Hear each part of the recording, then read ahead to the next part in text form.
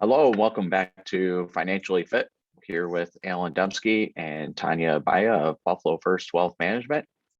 So we're continuing our little series on preparing for retirement.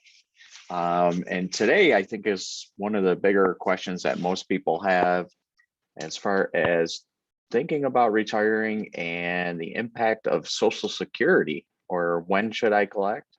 Should I collect? What age should I collect? Well, everyone should collect. So I guess that's because you paid into it. So you might as well reap the benefits. But really, when should I collect?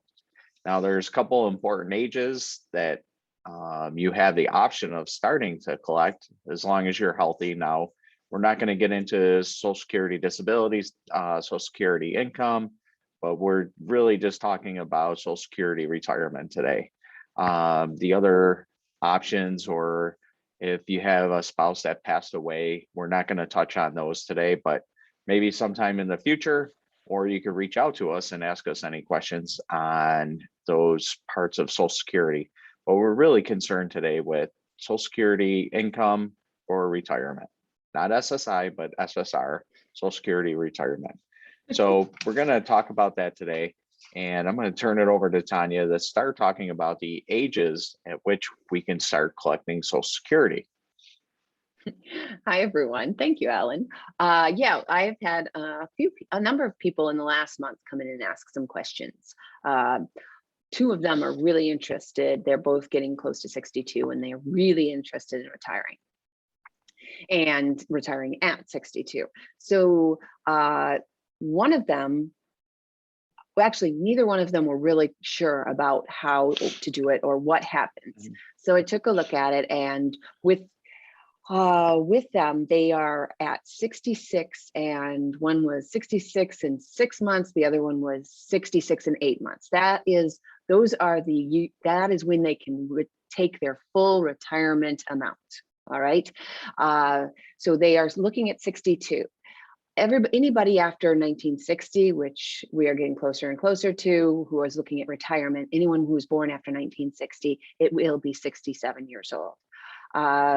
So when you look at 62, if your retirement age is close to 67 or 67, all right, if you are looking at retiring at 62, you do not get your full retirement amount. What they do is they take about 30%. They don't take 30% away, but you will get 30% less than what you see as your full retirement amount. Yeah, it's just reduced by that 30%. It's just reduced because they see, because the government sees your full retirement at a certain age, and you are choosing to retire a little earlier, which means they think that if you live as long, if you live to be 80 or 90, you're taking still more, your amount of money, your correct amount of money. So that was one of the big things I wanted to make sure people understood is when we, each and every one of these things that Alan and I have discussed is the idea of looking at retirement. We want you to look at it when you're 45, 55, 60, revisit, but start early. Part of that is taking a look at your Social Security amount and understanding that they give you, they now give you, numerous years in which it shows you exactly how much you will get starting on that year. What we want to make sure you understand is that does not mean that if you, let's say, end up getting $1,500 at 62, that your full retirement is, let's say, $2,000. When you get to full retirement age, you won't start collecting $2,000. You will continue to collect that $1,500 throughout your entire lifespan. All right. So that's the one thing we want everyone to be able to understand is understanding what the actual amount is that you will get depending on your age. Now, as a lot of people have heard, if you can hold off on Social Security till you're 70, that's wonderful, because what the government does is it provides 8% a year increase on you're taking. And so again, they show you on the Social Security benefits paperwork how much more it will be each year, because you're putting it off. So they are making sure that you have a little bit more money if you put it off 1, 2, or 3 years. All right. However, again, that's the reason you don't want to suddenly, one of the people who came to visit me did think that she was going to get a full retirement at the age of 62. And then I asked, well, do you know what what your full retirement would be? And she said, no, she didn't know. That's the other thing I want to be very clear on with everyone, is that everyone's retirement, she assumed it was a certain amount because that was what her neighbor was getting. Well, none of us have it would be hard to see if anybody had an exact amount, but it depends on how many years, how many years you worked. You have to get the full credits, and then how much you made throughout your life. Right. All right, that's the big thing. So your neighbor might have been making $20,000 or $30,000 more than you over a 20-year period.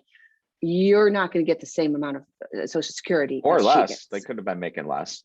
That's absolutely correct. You could, the neighbor on the other side is collecting, has been making $30,000 less than you. Right. That's the whole point, is that there is no specific amount. It is to each person their own. And I think we mentioned this, sorry to cut you off, but I think we mentioned this in our Medicare presentation, is the whole 65 age. Again, that's way in the past. Yes. I want to retire at 65. Well, retire at 65, you get your Medicare, but your Social Security, you still have to wait a year and 2 months, 3 months, 4 months, whatever that might be. That's exactly right. And if you're retiring at 62, just because you say you're retiring doesn't mean you're going to be able to go on Medicare. You still have to face. That's another thing. If you want to retire at 62, there's something else you have to really be careful of. How are you going to cover your health care? Go see our previous video for that. Yes, please see our previous video. We cover that. The only other thing that I definitely wanted to mention, because I was a mom who stayed home for a while. I worked, then I stayed home, and then I went back to work. Having that be the case, a lot of times, or maybe you're a mom or a dad who stayed home to take care of the kids for years and years and years. That being the case, you need to take a look at what your Social Security is, because depending on, again, the amount of money maybe your spouse made, when your spouse retires, when he gets to that age, and when you then get to your retirement age, you can take a look at, I'll quit saying you and I'll say I can take a look at my spouse's. And if my Social Security is less than half of his, then I would take half of his. So if my Social Security was $1,000 and he was making $2,500, then I could take half of his $2,500 rather than my $1,000, because it would be a bit more. I just want to clear something up real quick here. Please do, because that can get confusing. Especially for divorced people. We've heard this plenty of times. They're not taking half of my money. It's not taking half. Right. You actually they still get their full amount. You just get half of that dollar value to you. They don't take anything from the other person. No. I just want to clear that up, because people sometimes say, well, mine's going to get reduced by half because I'm given half. No. You still get your full amount, just half that benefit is paid out. Half that dollar value is paid out to the other person. And the divorce thing is very good too. Please remember that if you lived with your husband, your ex-husband or ex-wife, and they did make more money than you, if you lived with them for 10 years, before the divorce. So you have to have been living with them for 10 plus years when you got the divorce, then yes, you can go back and take a look at theirs as far as if it's half. But yes, you don't. As long as you didn't remarry. As long as you didn't remarry. As long as you didn't remarry. All right. So Alan is going to take this, now that I've completely confused you on all sorts of things. Alan is going to talk to you about the taxes. And once you decide, and this is another thing, please, this is all real important to look at prior to this tax part that he's going to talk to you about. It's very important, so you understand what you're looking at. I think the biggest question that we get is, well, if I do retire at 62, what if I want to work at wherever I want to work? Well, you got to be careful if you're taking Social Security and going to work a new career. You find this a lot with civil service that fulfill their 20 or 30 years. They might be in their early or mid 50s, and then they hit 60, but they're working another job, yes, they're collecting their pension. But if you continue to work after you start collecting Social Security and you're under the age of your full retirement, so you're 62 to your full retirement age, right now the maximum age would be 66 and 2 months. So if you're in between there collecting Social Security and you're working, the most you can make is 18,960 in 2021. Now 2022, that might get indexed up, but as of today for 2021, if your income is over 18,960, everything you earn over that dollar amount, for every $2 you collect in Social Security, they want $1 back, which might be significant depending on how much money you are making. So you got to keep in context of what the income limits are that you can earn pre-full retirement. Now, the year of full retirement, my birthday's in August, so which this could come into play in the future. If you make over 50,520, for every $3 you collect, you got to pay $1 back. So being a later birthday, that would be more of a number to watch out for versus an earlier birthday, that July, let's say before July, and you hit your full retirement age, depending on what your income is, 3 to 1, that could come back to bite you at the end of the year if you're not planning properly.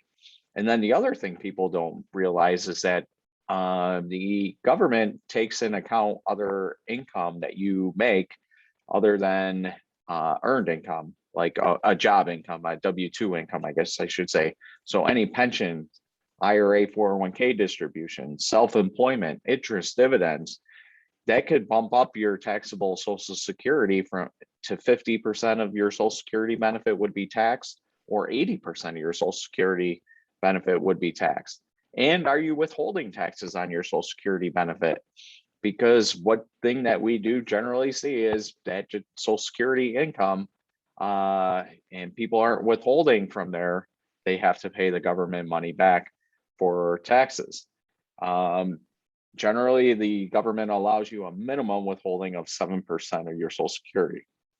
That's the minimum. You can adjust it upwards depending on the amount of income that you're receiving from other sources other than Social Security. But you always got to play the tax game as well. And that's where, not in again, we're talking about Social Security, but that's where a Roth distributions and 401k distributions can actually put more money into your pocket if you plan that out correctly. This is years ago. We did an illustration where if you did distributions out of your Roth, your IRA, and then your Social Security benefit, you can make like $42,000 a year and not pay any taxes. But if you don't strategically do that, or you don't withhold taxes, Uncle Sam could be knocking at the end of the year and asking for another check. And guess what? I was going to say, if you don't withhold enough and you have income coming in from pension and stuff, and you don't pay quarterly, you're then penalized as well for not paying an estimated tax. That's absolutely perfect. And that's why, going back to what we've been saying, we would much rather you be looking at this at the age, at the age of 45 and 55, 50, because all of those things that you mentioned, it all had to have happened years before you actually retire, right? Yeah. And one of the things they used to say is in sports and in life, proper planning prevents piss poor performance. So maybe it's sports, I don't know. But in any event, planning for anything that might happen, or looking forward, not just back. And this is a conversation I've had with accountants, is accountants are always looking that year, not looking forward to what those impacts might be. And that's where financial planning will help determine. It's not an exact science, but it gives you an idea, it gives you a plan, it gives you something to start working towards, and not being surprised when, oh, I'm 62, I can collect Social Security. Well, yeah, you can, but hold on a second. So it kind of it alleviates from slamming on the brakes, where financial planning helps ease and slows down before you hit that stoplight or stop sign, rather than slamming on your brakes. So That was our talk on Social Security. Anything you want to add before we depart here? No, sounds great. And please go back and look at our other ones if you have any questions, and then contact us. We would be happy to hear from you. And quick disclaimer, these are the opinions of Tanya and I, not of Buffalo First Wealth Management. Some of the resources used, Investopedia, Google, to look up some of the exact numbers on our talk today. But I just want to add one thing that just popped in my mind, as some things usually do. With financial planning, we can kind of show you the intersection of taking Social Security at 62, 66, 67, depending on the year you were born, and then 70, and where all those intersect. For most people, it intersects with the amount earned at like 81 to 83, somewhere in there. No matter what age you take, that intersection will be like 81 to 83. So, life expectancy has a lot to do with it. Current health conditions have a lot to do with it. So there's a lot more to than just I'm 62 and I can take it. Yep. So with that, have a great day. Like our videos on YouTube and Bye. Facebook, and share them with all your friends.